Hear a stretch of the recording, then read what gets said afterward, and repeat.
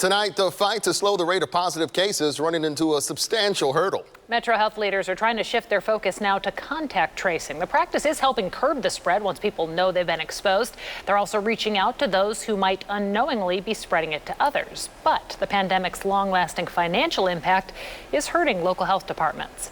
As 41 Action News reporter Emma James explains, workers needed for the vital service are stuck at home, many on furlough.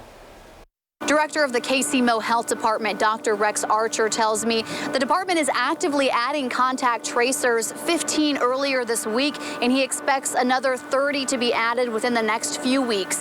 However, he says there are still a multitude of challenges. We need a federal emergency in the War Powers Act to declare that we can fix this testing problem, and we need to do it now. Dr. Archer says the problems labs and health departments are having with backlogs and supplies are due to a lack of national strategy. The White House maintains it's working to reduce turnaround time and has no unfulfilled requests for equipment from governors. Still, many labs currently have a 5 to 9 day turnaround time, considerably longer than just months prior. That basically almost negates our ability to do any contact tracing and to slow down the outbreak. In Wyandotte County, health officials echo Archer's desire for more support from the top down.